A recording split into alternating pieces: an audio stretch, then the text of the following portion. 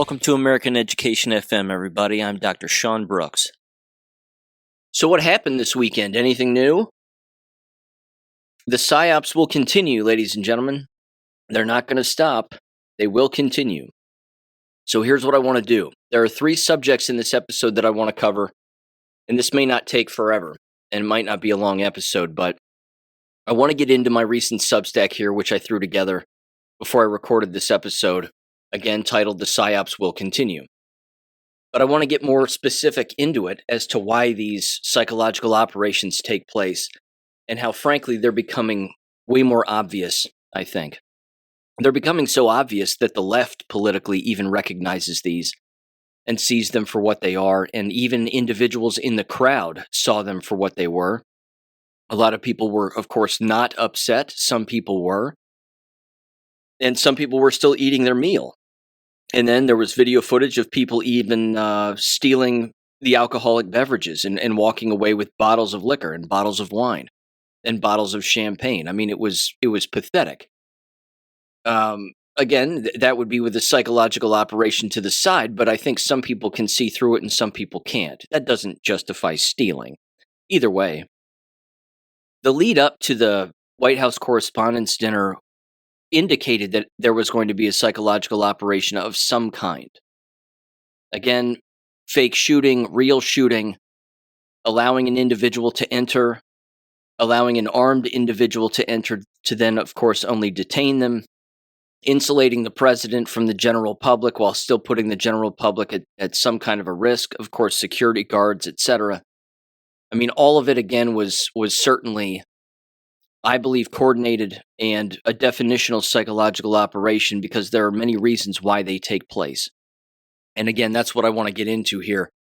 But I'm just going to read directly from the Substack instead of rambling, just because it'll be a little bit more organized, I think. So here's what I said. I said the following passage is an excerpt from the text titled Psychological Operations in Guerrilla Warfare. It was a 1984 CIA training manual prepared for the Nicaraguan Contras. In part, it stated the following, quote, "We could neutralize carefully selected and planned for targets, such as court judges, cattle judges, police of state security officers, CDS chiefs, etc., for purposes of the psychological effect. It is necessary to take extreme precautions, and it is essential to gather the affected population together to attend, take part in the act, and formulate accusations against the oppressor," unquote. The line about neutralize carefully selected and planned for targets, quote unquote, is notorious because neutralize was widely interpreted as a euphemism for assassination, though officials at the time disputed that interpretation. The manual caused controversy when it became public and was tied to debates over U.S. covert operations in Nicaragua. So as a little side note here, I understand the need for psychological operations, I guess. I don't like them, even though some of them are positive and many of them are negative, but all are designed for one thing, which is more control. Again, that control can be a good thing or it can be a bad thing. And it can sometimes be a very fine line between who's being psychologically manipulated and who isn't, who's being controlled and who isn't. But given the White House Correspondents' Dinner, and the fact that this was the first time that Donald Trump, as president, has shown up again to this dinner, he's been invited every year, but he's declined to go. And you may recall in his first term, when Sarah Huckabee Sanders showed up, and again, they had a comedian up there who was grilling the president, grilling her, and she was sitting there looking disgusted the entire time. And that's, of course, when they decided to not have it. That in itself was a psychological operation because Donald Trump didn't shut it down. He didn't keep it from happening. He wanted the American people to see how bad the media is, both as people, as an organization, all of it. And then he asked Sarah Huckabee Sanders, of course, to go because she was the press secretary. And then that entire event, of course, was humiliating for the media. And it was embarrassing. I mean, I personally felt embarrassed for Sarah Sanders, because again, she's sitting there looking disgusted and the jokes weren't funny and no one was laughing except for just, the worst people in the world were laughing at these terrible jokes. But again, that in itself was a psychological operation back then because it was designed to expose them for who they are. So in the book of, The Art of War in Sun Tzu, you never interfere with an enemy when they're in the process of destroying themselves, and they do it consistently. And then, of course, you immediately take control of a situation after the fact, and you can do it relatively easily. Hence, this last White House Correspondents' Dinner and psychological operation, where Donald Trump, of course, said that he was going to go. He was looking forward to it. People were talking about it, saying, well, this is the first one he's ever been to. And then, of course, they were playing up his speech very hard, and they were saying, well, his speech is going to knock the socks off of people, and he's going to go after people, and it's going to be funny and serious and the whole thing. And then people are debating about what he's going to say, and all of the focus was on it. And people were live streaming it and showing it, and C-SPAN was showing it, and Fox News. And I mean, there were endless channels showing it, and of course, endless live streamers as well. But I was watching C-SPAN when it all went down. And then we basically saw that, again, it was just another event. Another event was taking place, only this time, the entire media, by and large, and the individuals who own these media companies were all front and center to watch this. And that's really, again, what almost perfectly defines it as a psychological operation, because now you're manipulating the media, and you're manipulating the people in the media to cover a thing that they were the victim of, proving, really, who is in control. And it is not the media. It's the psychological operators, which is military. Again, people are debating and saying, well, it's U.S. military and Mossad doing this at the same time. I don't think so. This is U.S. military without Mossad. I would go so far as to say Mossad is on the raw end of this stick. But I'll continue here with a Substack. It says the hype leading up to the White House Correspondents' Dinner, the WHCD, was bigger than usual this time, and that's because the whole thing was coordinated to have eyes on the event. This would be the first time that Trump would be attending as president. Therefore, the stage was set for this to be another psychological operation. It was projected to happen, and the White Hats knew it. So they let it go off. But why? Why would they let something like this occur? A mass media protest/walkout was also set to occur during and before Donald Trump spoke, but after dinner was served. And then I said, oops, better luck next time. Basically, the appetizers came out, and then it happened. So they didn't even get to the dinner portion of the entire thing. It says, before I show the video of the night and proof of the operation, let's get one thing clear. Some of us can see this because we have been educated to see it, while others cannot see it.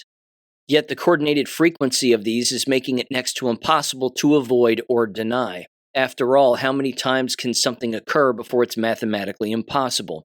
Which is also a phrase that's consistently in Q posts. How many more times does something have to occur before it's mathematically impossible, or before people stop saying, wait a minute, this isn't a coincidence?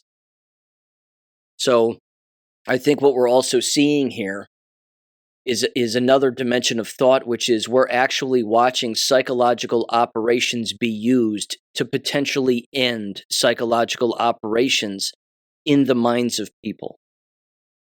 Because like I said earlier, you even have the left doubting this.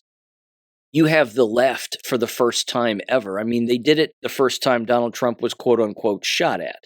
That was a psychological operation and a staged event. The Charlie Kirk thing was too. This is also. It's happening too frequently, and it's happening so often that it's possible that it's being designed to break people of that matrix to be able to see through it and to understand that the media has been lying to everybody. And that people, again, should search for the truth because it's right in front of their face if they know what to look at. Again, Ariel over on X, which I put this together again, one of his posts, he says, what are the odds, people? I'm sure that you know that 7 plus 9 plus 5 plus 6 plus 1 plus 8 plus 9 plus 3 equals 48, right? I'm sure you know that 1983 was the year that when all the banks were collapsing, right? I'm sure you know that the post uploaded on 12/21 is a date in Q drop 417, right? Which I'll get to later. There's a particular X handle by the name of Henry Martinez, and they only have one X post, just one, and they only made one, and they made it 6 years ago on December 21st of 2023, and it just says Cole Allen, which is the name of the dude who was there, who allegedly, again, had the guns and took a shot at a Secret Service agent and was in the hotel. What are the odds of that? It says, he went on rather, and says, I'm sure you know that Cole Allen is an anagram for, quote, a lone cell, right? I'm sure you know that Cole Allen's sister is a journalist in Washington, D.C., right? I'm sure you also know that Cole Allen home was tied to a registered Democrat donor, right? Again, his mom is Jewish, dad is black. They have whatever they have, 4 or 5 mixed race kids. It says, I'm sure you also know that Cole Allen worked for NASA. I'm sure you know now that the weapons recovered were carried by a guest already inside. Carpet, ? The dinner, 1. It says, mother of all bombs, bomb Iran during speech, ? Check. And that at Pumpy Trumpo said, wine glass, ? Look at the avatar. Weren't you told that the news unlocks the map? Weren't you told that future proves past? Of course, all in Q posts. Weren't you told that time travel is fun? And then I again included the posts of that. And Q post 417, which was dated on 12/21, the same date as the Cole Allen X post, says, news unlocks map, future proves past, stringers important. Hint, 12/19, and then it says 22-WH-POTUS-press. Divert attention -cap-H find post. So again, immediately, individuals looked at this post, looked at the Cole Allen post because they got on X. They started searching for the guy's name. They came across this post, and then they looked up the date, and they corresponded it with a Q post. And it fits perfectly. This is confusing for a person who, again, hasn't been following along this entire time, and I fully understand it. But people have to understand that what you're watching is not what you think you're watching. Again, it goes on, and even the image in the background of the Henry Martinez, the banner artwork on their X account, is a bit suspicious, and it, again, sort of when you play with the colors and you move the imagery around, it shows the picture of Donald Trump, again, raising his fist in the air from Butler, Pennsylvania. So again, this Cole Allen individual, again, everybody immediately dug into his resume, pulled everything out. He's apparently a school teacher at C2 Education in California. But the interesting part, I think, about his resume is that there's a 2-year gap. He has a 2-year gap from 2018, where he was apparently a mechanical engineer at IJK Controls, and then it just jumps right to 2020, where apparently he was a software developer for SUMCAM Intelligent Education Systems, and apparently only worked there for probably less than a year. And then it claims that he was a school teacher from 2020 until the current time. So where was he for 2 years? What was he doing from 2018 to 2020? Again, a lot of people online are taking stabs at the fact that maybe he's IDF, maybe he's, again, not just Israeli intelligence, but he's black hat deep state U.S. intelligence to some extent. But I just find it interesting, again, that this individual believed that he would be able to put together a gun, which apparently he did, out of a bag, or pulled the gun out of a bag, loaded it, and then ran. He apparently had a pistol allegedly in his hands. As the security footage shows, of course, he's running quickly past particular agents, if that's to be believed. And it appears that he takes a shot at one that he's running past and apparently hits him, but then, of course, he's shot at. But there's no indication, again, at least not to my knowledge right now, that he's actually been shot himself. And then you have a picture of him immediately on the ground in handcuffs, surrounded by officers, and then Donald Trump himself even posted that before he showed up to the press office in the White House and gave his speech to the press, again, in the press briefing room. This just shows, again, a certain level of control to some extent. But there has to be a certain element of it that's believable, because part of it is legit and part of it does happen. So I'm not saying that this guy was a white hat. He probably wasn't, not by any stretch. Because then you have this. You have, apparently, endless individuals on X, specifically out of Israel, looking up this guy's name before the actual shooting itself. 12 hours specifically. So why would that be the case? Why all of a sudden would a Google trend dramatically upwards in the 100+ range around this individual 12 hours before this particular shooting? This indicates one of the reasons why these psychological operations take place is because it's done to collect the communications of the people communicating with the people around the person who is apparently going to be set up to be the so-called shooter. And there's also footage, again, of this Cole Allen individual wearing an IDF t-shirt, Israeli Defense Forces. So there's that. Now, there's a lot of indicators also, again, from an audio standpoint, that this was well known and pre-planned and put together. Carolyn Levitt, while she was being interviewed before the dinner, said that there would, shots would be fired during Trump's speech. She meant it one way, but again, phrases have multiple meanings. Then another thing that I pointed out was that you can tell psychological operators sometimes because they dress differently. It's not that they're all wearing suits and they have hidden bulletproof vests and hidden guns and what have you, but there were dudes basically in street clothes, but they were wearing helmets and they had fatigues and they had bulletproof vests on while, again, wearing slacks or jeans with, ARs in their hands. Those are usually the Psy-Op operators, in my humble opinion. Because, again, if you look up pictures of psychological operators in the field during a psychological operation, again, many of them are dressed like that. And those were certainly some of the individuals who jumped up on stage in front of the president and started, again, moving their guns in particular directions. And again, it's done for effect, because you had endless people getting under the tables and looking around, and some people were panicked and some people were running out of the room, and a lot of people weren't. They were just sitting there like, okay, what's going on? And then other people were basically understanding what was taking place, or they just didn't care one way or another. Either way, these individuals looked a little more professional than the ones during the Ashley Babbitt event.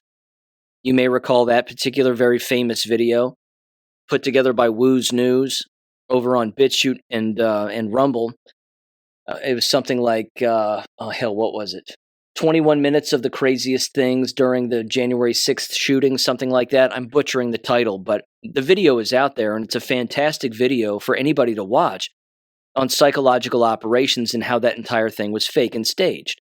Again, you had individuals usher themselves in the hallway, in the staircase, below Ashley Babbitt, and she's not dead, by the way, that was fake, but they were staged right up against the railing there.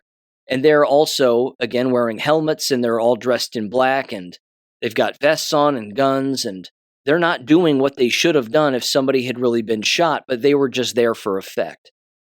And that's, again, one of the things that happens during these psychological operations, is you can sometimes point these particular things out. So here's post 3414 on the Q boards on July 11th of 2019. It says, only Anons can fully appreciate the continued validations, confirmations through covert, and then it says, series of mathematically impossible coincidences, means in order to maintain structural integrity. Wheels up, Q. This is one of the reasons why psychological operations take place, and I have a larger list at the bottom of this Substack that I'll get to in a minute, but one of them is to basically make sure that particular things remain in place and that particular things are not taken away, whether that be security whether that be gatherings of some kind or traditions or what have you. But they do it again to make sure that some radical judge or some politician or some news organization doesn't try to take something away. Another post simply said, "You are learning how many coincidences before it becomes mathematically impossible. Wait until you learn who has been talking to you here, Q."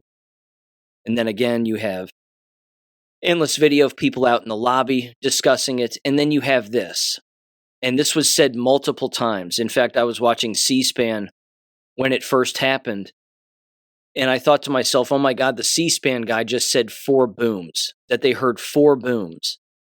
And then Brian Kilmeade was on Fox News, and he said the same thing because he was there. He said, we just heard 4 booms. And I went, are you kidding me? 4 booms?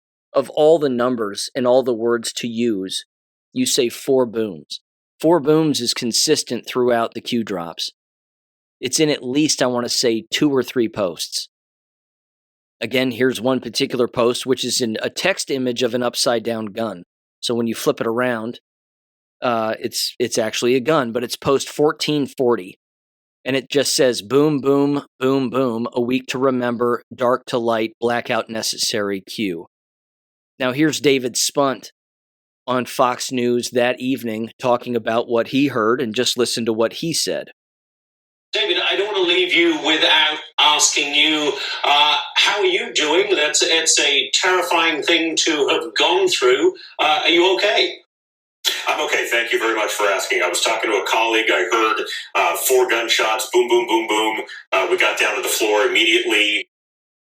Again, what are the odds? How many times does something have to happen before people can actually see it?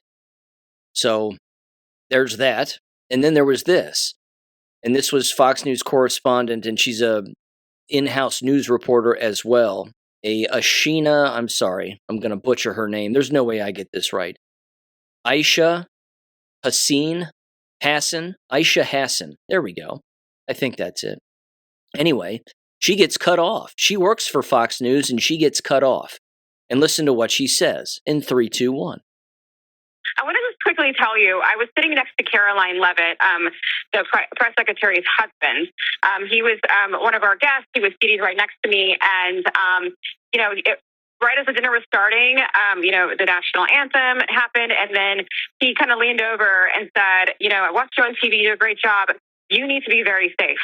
And he was just very serious when he said that to me. And he kind of looked around the room and he said, there are some...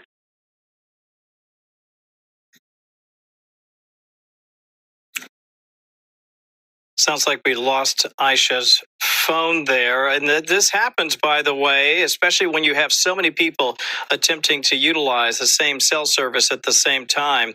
I did want to add this. While we had a moment, I was just reading. And that's the end of the clip. And of course, they cut her off. So what are the odds that Caroline Levitt would say that shots will be fired during Trump's speech? And again, she meant it probably multiple ways, and then her husband happens to look across the table at a Fox News correspondent and tells her to be safe tonight. I mean, again, in a serious tone, according to her. What are the odds? So, again, there's multiple angles, and there's lots of ways to break this down. I'm not necessarily saying that the Levitts are guilty of anything. That's certainly not it. It's probably that they were privy to what was actually taking place. It's possible that they didn't even know what was going to happen, but that something would happen and that they should be prepared to leave. It's possible, again, that the husband was a part of the operation to basically, again, warn particular individuals of something. That if something did pop off, then, again, that would raise suspicions in one direction or another. I mean, again, this is why they're called psychological operations, because they're confusing. Kash Patel, of course, I play his video in the Substack also. He's just kneeling on the ground, just looking calm and just sort of staring around. He's the FBI director. You'd think he'd be getting up and moving around and instantly leaving, or trying to figure out what the hell's going on, but he's just sitting there. Now, he knows about psychological operations, and he's probably watching one, and it's possible that he was in on it, and it's possible that he wasn't. But you don't have to be in on it to, again, not be able to see it, but you don't have to be in on it in order to recognize that one is actually taking place. You can be excluded from the psychological operation, but still know that what you're looking at is, in fact, a psyop. And then there was this again from C-SPAN, and this was the part that I watched also. And then I switched over to Rambo and Friends, and those guys were just laughing about it. They were like, you've got to be kidding me. Of all the places and all the times, this is the one place and the one time where this hasn't happened yet, where clearly it could have. And there are lots of reasons why you would pick a White House Correspondents' Dinner to actually do it. So their broadcast of it was rather funny, but give C-SPAN a listen here real quick in 3, 2, 1. Be interesting when President Trump posts on social media, which he just did. Right. Quite an evening in D.C. Secret Service and law enforcement did a fantastic job. They acted quickly and bravely. The shooter has been apprehended, and I have recommended that we let the show go on, but will entirely be guided by law enforcement. They will make a decision shortly. Regardless of that decision, the evening will be much different than planned, and will just plain have to do it again. President Donald J. Trump. There it is. It's interesting that "let the show go on" is in all caps. So he feels very strongly about that. Mike Dubke, when you see something in all caps from the president, how should we read that? As a well, I'm going to make insider. a joke about this. If it's prior to midnight, he really means it. If it's after midnight, all bets are off. But it sounds like let's going back to this Truth Social post. I have recommended that we let the show go on, but will entirely be guided by law enforcement. They will make a decision shortly. That was at 9:17 p.m. that he sent that out, and it is currently 10:30. So that was about an hour that he put this post out. Or at least no, it's only 9. It's only 9:20. Unless my watch is stopped. No. You are correct. Okay. I apologize. I'm trying to tell military time here in the studio clock, and that's not going to be successful. My math skills are off. So let's check. We've got. You had the C-SPAN correspondent there, the host of that show. Again, reference military time. That's interesting. All caps during Trump's truth post, which he does consistently and on purpose. Let the show go on. You're watching a show. Q post. I mean, again, there were misspellings in the post as well. It's constant. And then there was this, which immediately people again online were like, well, this was all done in order to usher in a new ballroom, because Trump brought it up during the press conference there in the press briefing room later. He said, well, I wasn't going to say it, but this is why we need a new ballroom. So no one needs to criticize us having a ballroom, and no judge should get involved in trying to keep us from having a ballroom, and blah, blah, blah. This also is why Psy-Ops exist. They exist to bypass the corrupt judicial system or any level of corruption in order to, again, ram home or ram through a particular plan that they want to, again, accomplish. And then, like clockwork, all of the whatever you want to call them, bought-off MAGA individuals on X were all saying the exact same thing regarding the ballroom, that the ballroom has to happen, don't stop the ballroom. Even Meghan McCain said, quote, I don't want to hear one more fucking criticism from Trump's new ballroom at the White House, of Trump's new ballroom at the White House. Again, it's just constant, and she hates Donald Trump. So why would she tweet that out? Yeah. Then there was this gal, and I think she hones it in. This is the last video that I have in the Substack, and I want to play her because she's right. So give her a listen here in 3, 2, 1. Okay, we have a lot of people freaking out what happened tonight. It was like, if you look up the Army, which we know everything that's going on is under military control. We already know that, right? The real T has been fully insulated. We've known this for a long time. He said, goodbye, I'll see you another time. All right? What happened tonight is to wake another level of the awakening, because people are like on the fence. Okay? We already know this is going down. We know that T is going to make his exit, all right? You just have to be patient. They've lied to us about everything for millennia. If you read the EOs, if you read the drops, if you read the war manual, if you read all these things, you would understand what's going on. People have been lied to about everything forever. All the division, forever. The MK Ultra is very hard, all right? Us Anons do not watch the media. We don't follow all these big accounts. We don't do any of that. The only time we share it is if we've already dug on it and it comes through our feed and we're like, okay, this is going to help, because they have to tell you what they do. That's their religion. Just be still. Be still, okay? And is there going to be a black swan event? Yes. We've known that for years. They're exposing all these companies, Red Cross, FEMA, like they're exposing everything. And when that black swan event happens, like I'm talking about a lot, they expose a lot of things. But when that black swan event happens, your mind knows to go the other way. Your mind knows to talk to your family members to go the other way. Do not comply. When that happens, it's the ones that need to be jerked awake. And if they're not jerked awake, the ending's not for everybody.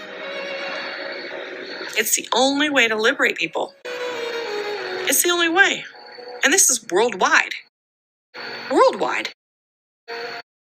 I don't think people grasp the magnitude and how big this is.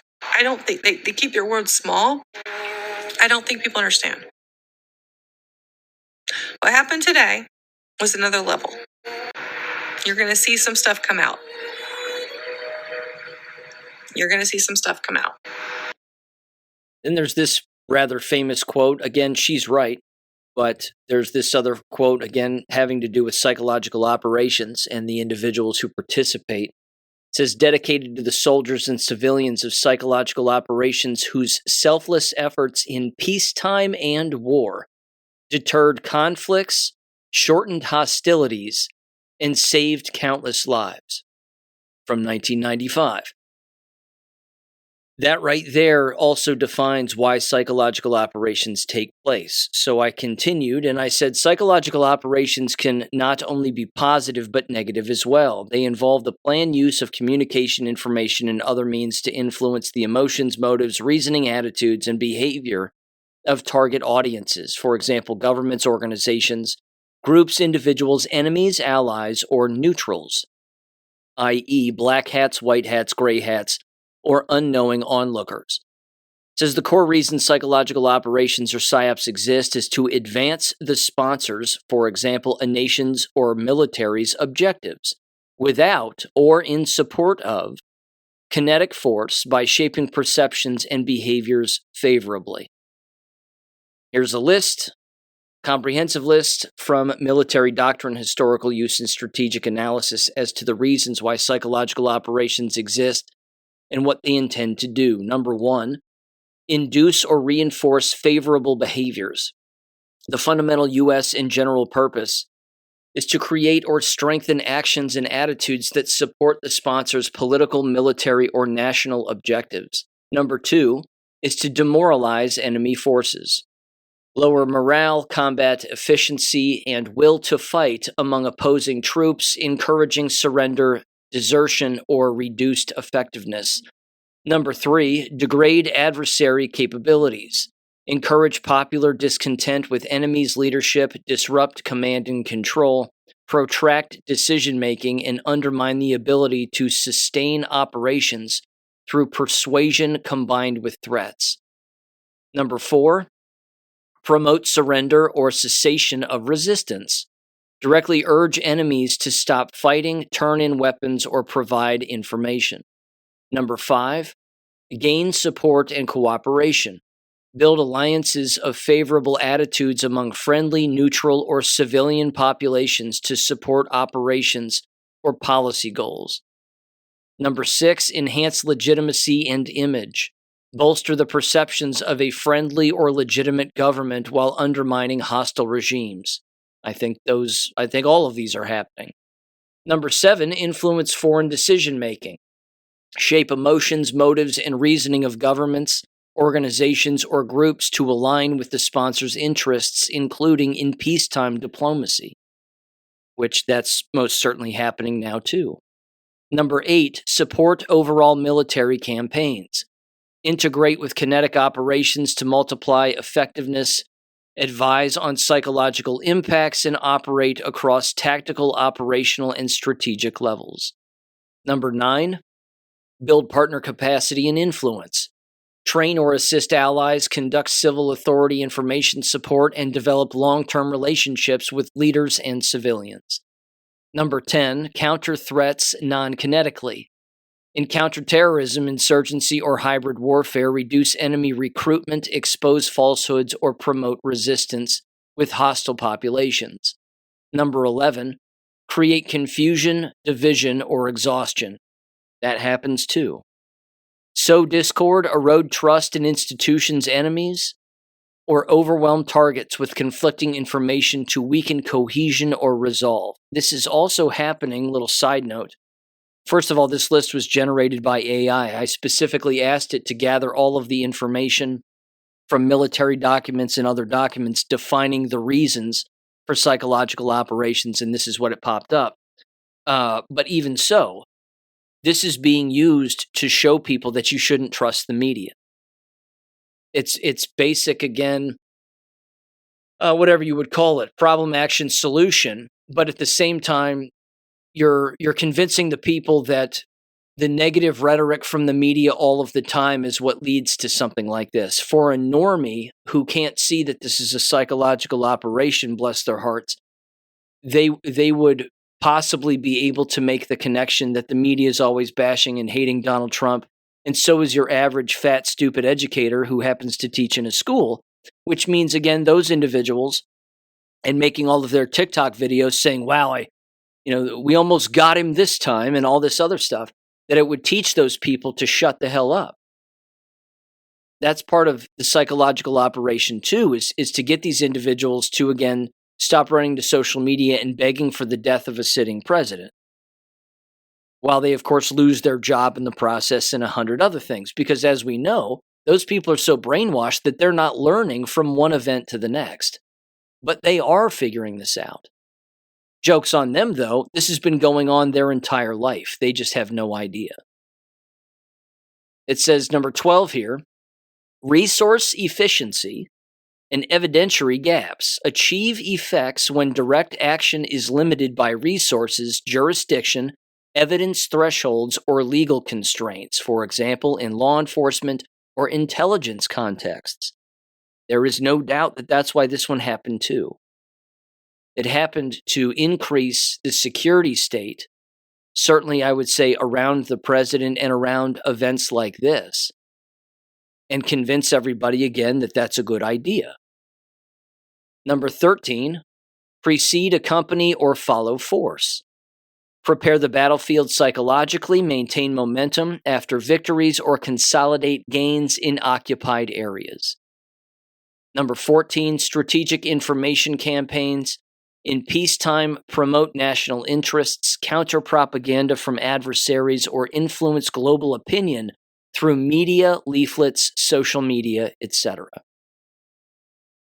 And then I went on and I said Psy-Ops can be overt, white propaganda, for example, with identifiable sources, gray propaganda, which is neutral, or covert black propaganda, basically. And they emphasize credible messaging where possible, though deception plays a role in some operations. They are used by many nations and entities beyond the military, including in politics, business influence, and modern information warfare. Effectiveness, of course, depends on understanding target audiences, cultural context, and timely, believable delivery. Again, I would say this is happening so frequently that it's becoming less and less believable. Although a person running through and running past security and making a couple of shots, 4 as the story goes, and then being detained, that's far more realistic than, say, I don't know, a person from a distance within the actual building itself, taking a shot at Donald Trump with, say, a rifle or something along those lines. I mean, that's right out of a movie script also. But it's happened in real life too. So this is where, again, it becomes believable, because even though it's happened in a movie in a fictional standpoint, it's also happened in reality, which solidifies it in the mind of a person who's watching it. It says again, while powerful, they are one tool among many, diplomatic, informational, military, economic, and must align with broader strategy. Then I said, was this White House Correspondents' Dinner Psy-Op for all these reasons above? I said, most assuredly. In fact, the White House Correspondents' Dinner is the largest event of a gathering of the fake news media, and something that has never occurred before with them all in one place. This highlights that they are both the enemy, yet controlled, and even they can be manipulated. Then I said, how about for a new ballroom? Sure. Highlight the fake news media or fake media? Sure. Increase security and highlight gaps? Sure. Expose those who want Trump dead? Absolutely. Expose the ever-present political rhetoric among those in the education/teacher profession? Always. Gather comms like text surveillance of those who were there or possibly knew about this in advance or wanted it to happen, and then use that information against them? Yes. Keep the military operational? Yes. Prove to the people with repetition that they are watching a show and that the military is in control? Sure. Certainly for some of us who know that that's the case. It's not that everything that's happening is a psychological operation, and it's not that, again, everything that's happening is good. It certainly isn't. But there's a lot of good and bad things taking place all at the same time. Focus on domestic terrorism and sleeper cells in the United States.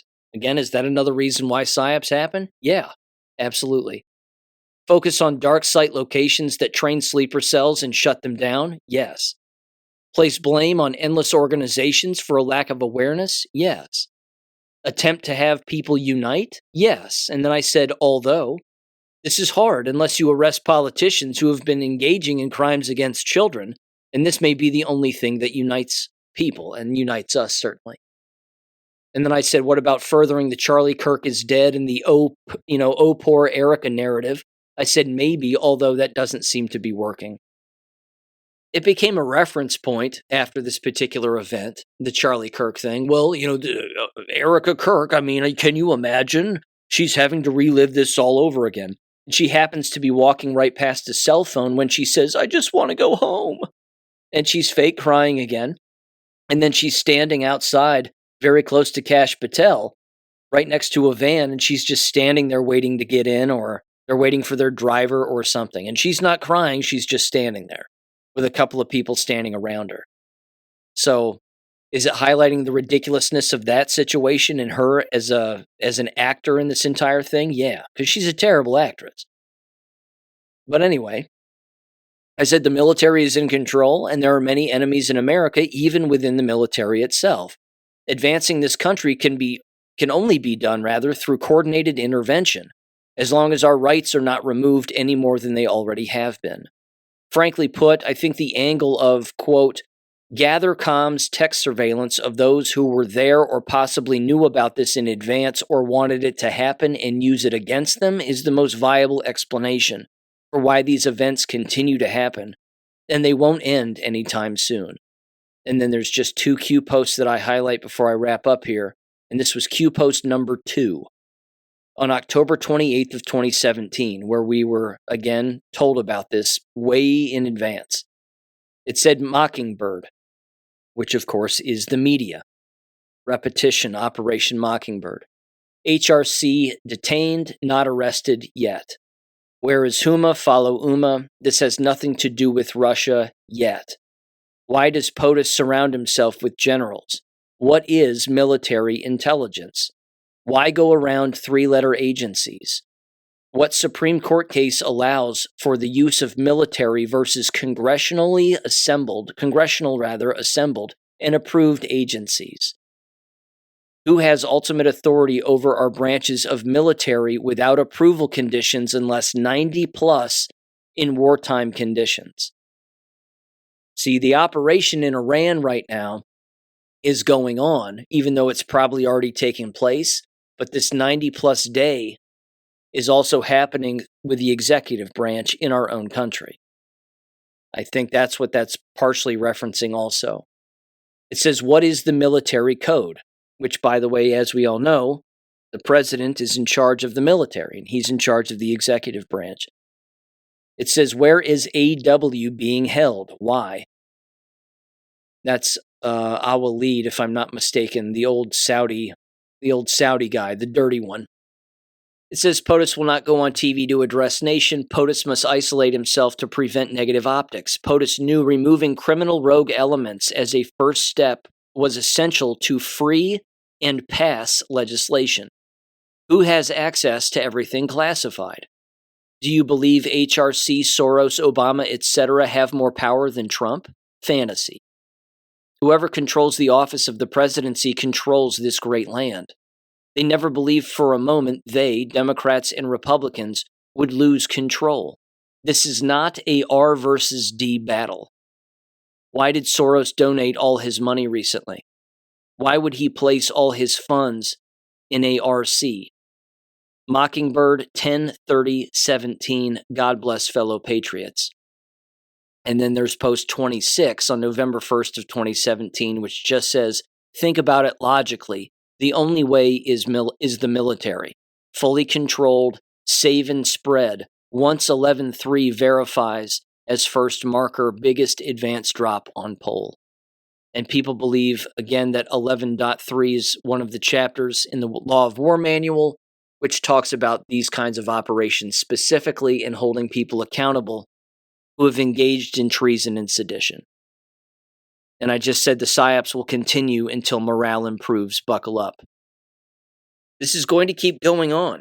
Even Chase Hughes brought this up, and I've played his audio before on the show and in war videos. Again, the Psy-Ops will just continue. There are multiple targets during these kinds of things. But again, it's getting to a point where if you can pick up on the patterns before something takes place, you know that basically you're reaching a bottleneck, which is where most of the force and most of the attention actually takes place within any kind of an event. Again, the days leading up to the dinner pretty much proved it. More people were talking about it. More people were willing to watch it. It was happening on a Saturday night. People had time to watch it. And then you had eyes on. And then it was game on. So they set it up perfectly.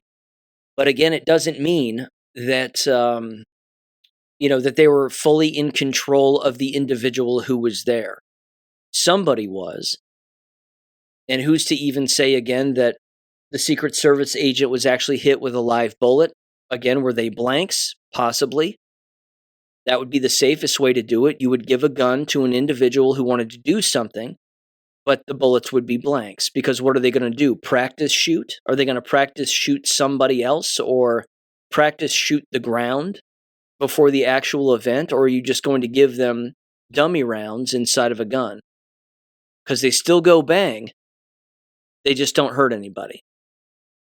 So you still have all of the effects in place. But again, who's to say? No different again than the Charlie Kirk event. You give a shooter on a roof a gun with blanks that go bang, but nothing comes out of the gun. And then you can stage not only that on one end of the psychological operation, but you can stage it on the other end of the psychological operation, which of course is the impact and then everything that follows. The whole narrative control and the television and everything else. So eventually, again, if people continue to learn about this and they read about it and they listen to their fellow Americans about this, like myself, for example, or anybody who is awake to these kinds of things, you can start to read through them.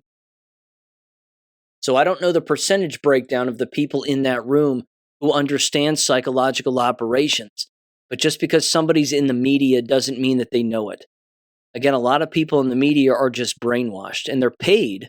As I've said before, they're paid a great deal of money to stay within the guardrails. That's why they make the money they make. They're not paid to think. They're not paid to really ask real questions. They're not paid to investigate. They're paid to stay within the guardrails. And so they do. And the ones who are awake are usually the ones who leave the profession and leave the business completely. And it's like that with a lot of businesses. When a lot of people leave different workplaces or different environments, that's when they start to learn how they've been manipulated and how, of course, they actually did the manipulating among their fellow Americans as well when they were holding the position itself. So I'll leave it there. Just understand this is going to continuously happen. And you too can start to pick up, of course, up on the details. And I'm sure I've missed plenty within this event myself, but I was watching it like I was watching a movie. I wasn't watching it like it was real because I knew instantly it was fake. Now the trick is to get people to understand that fake school shootings happen all of the time. That's the next one. I mean, wait until the people in the education profession understand that their policy is driven and created primarily by black hats and evil forces within our own government, and that they use fake school shootings to accomplish what they want to accomplish, to again psychologically demoralize the people who work within the profession and attend school. So, yeah, not to mention disarm everybody, among other things. Okay, here's the next point I want to mention. Psychological operations to the side, although this is, I would say, this is one of the results of what can happen with psychological operations, and it's a point that I've brought up in the past before, and it's one that I think grinds everybody's gears, certainly in America, and it has to do with weighing the amount of crime that exists against what is clearly a lack of accountability. And that right there is one of the largest problems that exists within our country. That you can have all of the proof of a crime at your disposal in writing in front of you. You can hand it over to a necessary government agency and say, here's a crime that's been committed by these individuals. They admit it. It's right here on paper. And yet, endless agencies pass on it because they don't want to they just don't want to prosecute it. It doesn't matter how much proof there is. They just aren't interested. So again, why does that take place? Is it for corruption reasons? Of course. But as it turns out, it's also because of caseload. And it's because of prosecutorial discretion. And it's a part of having an overwhelmed system. And there are a lot of words that are associated with why that happens. And that was a question that I asked AI here because I wanted to provide some of those, basically some of that terminology and some of those definitions. So here's what it said. Again, this is on Grok. It said there's not necessarily one term that defines all of that. Again, why there's a lack of accountability and everything else. But it's certainly a strained judicial system and legal system and law enforcement system. Not to mention you take into account the human element and corruption and all of that, like I said earlier. That's a big part of it too. So some of the terms that typically get used for this are too big to fail or too big to prosecute. Said this is the most prominent related phrase. It originated in discussions of the 2008 financial crisis and corporate wrongdoing, for examples, banks or large institutions. It describes situations where the scale, complexity, or systemic importance of the crimes makes full accountability impractical or risky due to limited resources, political fallout, or economic disruption. While it often focuses on size/power rather than sheer volume, it overlaps when widespread exposure creates an enforcement bottleneck. And as I said earlier, the bottleneck is where the most pressure exists in any situation. Certainly from a physics standpoint as well, but a philosophical standpoint, when you have a bottleneck like this, there's just too much pressure. This is why, again, you had all of that exposure of Somali fraud and then Jewish fraud and daycare fraud and welfare fraud and all of it. It's too much for any singular prosecutor to actually handle because it's so widespread. And that's the overwhelming and disgusting part about the country that we live in, is that the immorality and the crime has overwhelmed anybody who can actually hold them accountable. Which, of course, leads to this phrase and these phrases: overwhelmed system, quote unquote, and prosecutorial overload. Real-world descriptions frequently use terms like prosecutors are overwhelmed, backlogs, quote unquote, or caseload crisis. When crimes or reports of them surge beyond investigators, prosecutors, and courts' capacity, many violations go unaddressed by necessity. This leads to selective enforcement, quote unquote, prioritizing only the most serious cases while others slip through. Basically, there's too many crimes for the number of people who are in positions to hold them accountable.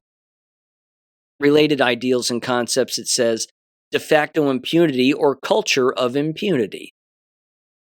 Used especially for widespread corruption or systemic crimes, for example, in politics or certain industries, where exposure is massive but enforcement is minimal due to resource limits or institutional reluctance.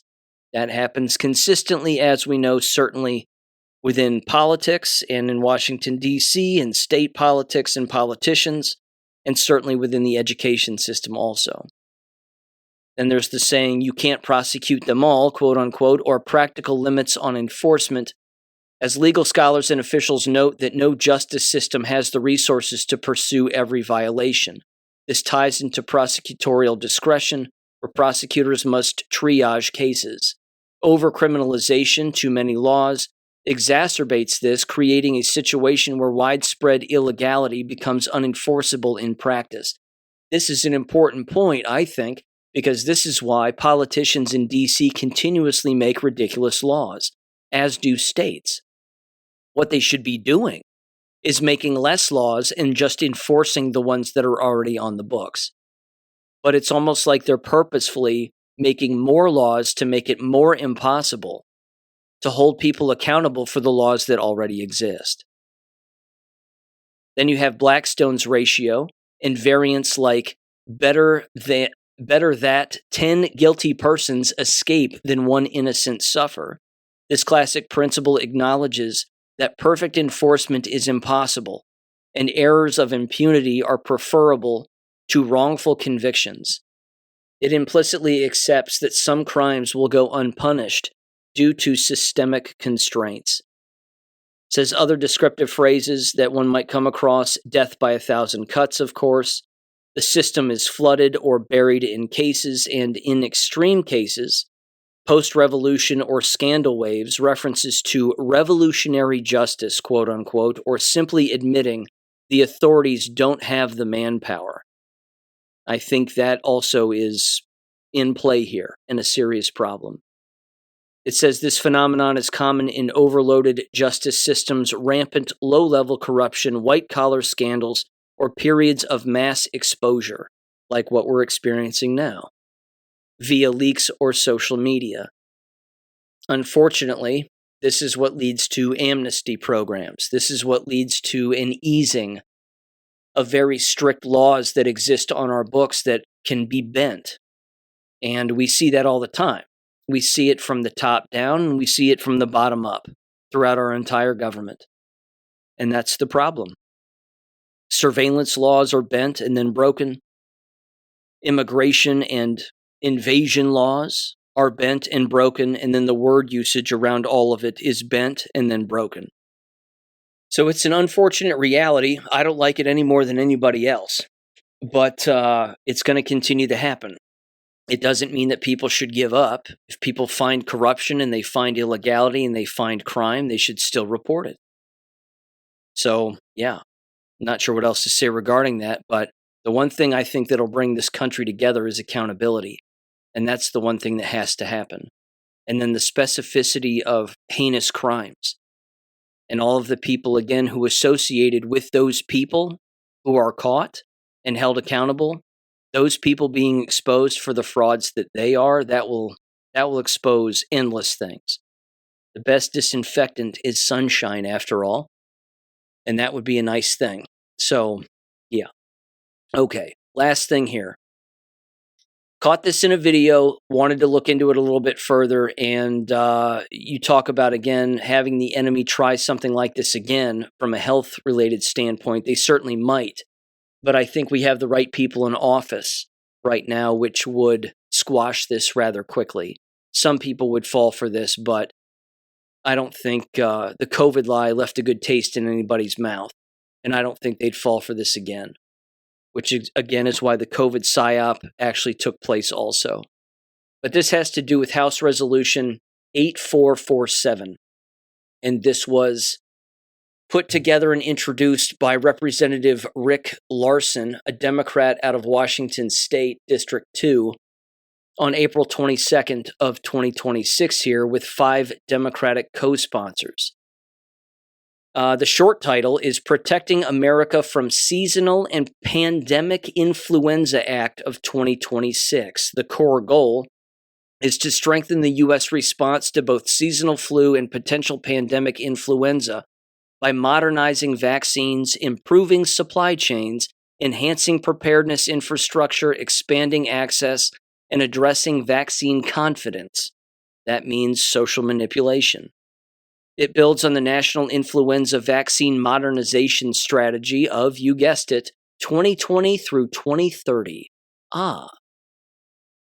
The 2030 agenda, the 2020 agenda, got it.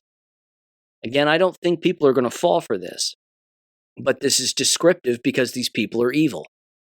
The key provisions say the following: rapid vaccine development goals, deliver first doses of a finished pandemic influenza vaccine within 12 weeks of new strains' emergence. Point being, they're going to try to play off a flu pandemic the next time around because COVID's fallen out of favor. And we've never had a flu pandemic except for the old Spanish flu, which was also a lie, back in whatever that was, 1913, 1917, 1918, somewhere in there. Then the national goal, it says, develop a universal influenza vaccine, effective against multiple strains within 10 years. Bullshit. Who's going to take that? Only the dummies will. It says requires detailed implementation plans from HHS, NIH, and BARDA, B-A-R-D-A. Vaccine therapeutics and diagnostics, strengthen domestic supply chains such as ingredients manufacturing, fill finish, distribution, needles, syringes via public-private partnerships. Again, a RICO case to kill people, basically. Supports research into better vaccines, antivirals, monoclonal antibodies, and rapid diagnostics, including at-home point-of-care testing. There you go. Have somebody knock on your door, give you a test, says you're sick with something when you're not, and then they'll jab you to death. They turn around, you close the door, and then you black out, and then you die, and they drive away. That's probably their plan, too. It also says it establishes a dedicated pandemic influenza medical countermeasures program under BARDA. Translation: if you disagree with what we're doing, we're going to force you to do it, or we'll take something away from you until you comply. The next one is preparedness and infrastructure. It says it enhances the strategic national stockpile for influenza countermeasures, funds hospital preparedness, public health emergency readiness, and data modernization. The wireless body area network, of course, healthcare 2.0, 4.0. Expands pharmacy-based vaccination testing and treatment access, more driving in lines and get jabbed under the tent to then drive away and get in a car accident. Requires strategies for equitable vaccine distribution, for example, to high-need areas and outreach in rural communities. There you go. Kill the farm owners, that way you can confiscate their land. Happened in Australia, after all. Happened here, too. Vaccine confidence and outreach, again, social manipulation. Directs efforts to combat misinformation, disinformation, increase public trust in vaccines, and conduct behavioral research on hesitancy. No one's polled me on that. I haven't gotten a question over the phone about why I'm hesitant. It's amazing. These people won't quit. And this is a representative out of Washington State putting this together. You know he's blackmailed. The last one, implementation and reporting, requires HHS to fully implement the National Influenza Vaccine Modernization Strategy and submit annual progress reports through 2030. It amends existing public health laws to prioritize influenza preparedness. Again, translation. It bends existing freedoms that you have, strips them from you, and gives government more power over you, so they think. And if you think this is free, think again. The bill authorizes significant appropriations, including $19.4 billion over 5 years, 2027 through 2031, with much of it becoming a permanent annual baseline of $3.55 billion per year ongoing for programs like stockpiling, research, immunization, hospital preparedness, and data systems. You talk about a waste of money, all for something that doesn't even exist. It also creates a health defense operations, quote unquote, funding category for related agencies. Yeah, health defense operations. Sounds like they're going to attack you if you refuse. The current status of this referred to the House Committee on Energy and Commerce and the Committee on the Budget. Text is now available. The full PDF exists. It's in the very early stage. There have been no hearings, no amendments, or votes on it yet. It wraps up and says this is a reintroduction of similar legislation that Larson has sponsored in prior years. It emphasizes prevention, rapid response, and reducing the economic public health burden of flu, which causes tens of thousands of deaths and billions in costs annually in the United States. I can't imagine this being passed.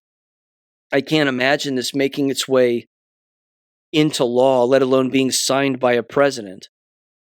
Not to mention, as the meme goes, we've had flu for how long? Flu shots for how long? And the flu, quote unquote, still exists. When are people going to connect the dot that the sickness is the poison? That flu is the name that is given to symptoms of being injected with a quote unquote flu shot. Don't take the flu shot, you'll never get the flu.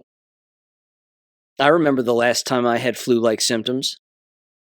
I went from being 100% healthy to being almost deathly ill in the bed for 48 hours. And it just so happened to be the last time I took a flu shot, which was like 2008, give or take. That was about it. That was the last one. And then I said, never again. No more injections ever again. And wouldn't you know it, haven't had those symptoms since. Isn't that funny? Isn't that weird? Well, that's that, ladies and gentlemen. The attacks continue, the psychological operations continue, but the more you learn about them, and the more you read about them, and the more you see them, you can start to connect these dots, and then you'll pick up on it the next time when it happens, because it's going to happen again. With that said, ladies and gentlemen, stay safe as always. Have a great week, and I'll catch you on Wednesday. Peace. Thank you for listening to American Education FM. Make sure and check out AmericanEducationFM.com for more information. Take care, and God bless.